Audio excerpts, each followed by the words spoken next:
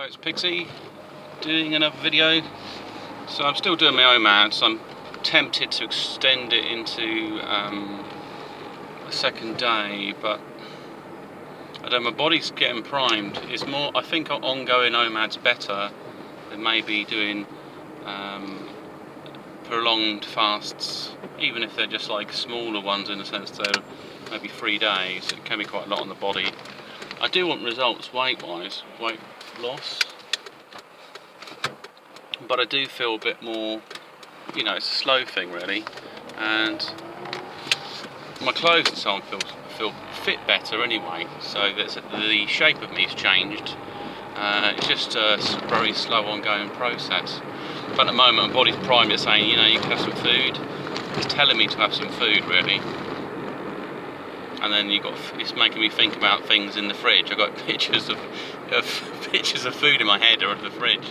So while people might fantasise against other thing, I'm fantasising about sausages and stuff in coleslaw. It's not exactly the biggest turn I've ever had. And then there was also some other thoughts about decoding the Disney. So Disney reality, for a lot of guys, maybe some girls as well, they get this idea of a soulmate. And which is great. It's great if you do find someone you really connect at that level.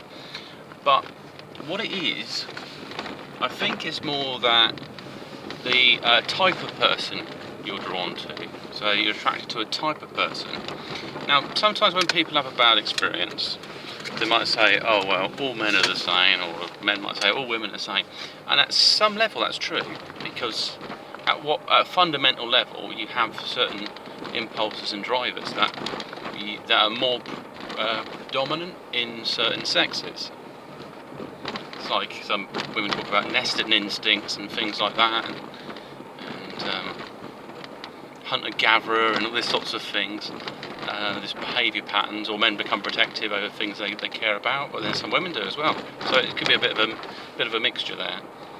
But if it is, it might be learnt behaviour rather than it's a biologically there from the start really. So you're kind of drawn at one level that people are the same, and depending on what you're attracted to, you'd be drawn to that type of that person. So if you fancy women, then you fancy women, or you fancy men, you fancy men. But then further down it breaks down to cultural interests and other things. So there's a sociological impact of it.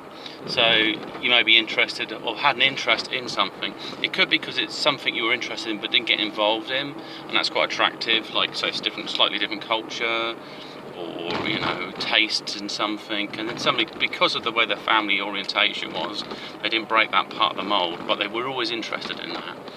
So that's sometimes there as well.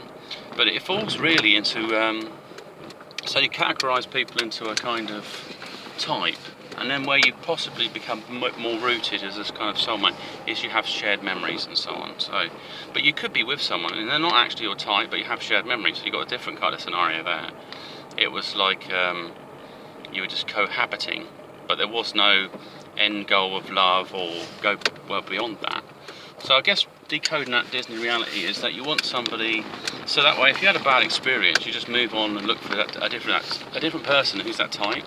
And psychologically, as an entity, let's say there's only 2 gods. Let's say there's a female and there's a male one, and they're like a bit like a spider plant or an octopus in that, or web. So they're all interconnected at some level.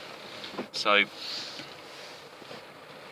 all you'd be doing is be dating another version of the same entity at some level, because we're all going to be interconnected, see? So it's not really a loss. We just move on, but obviously you want to be able to tell the separation.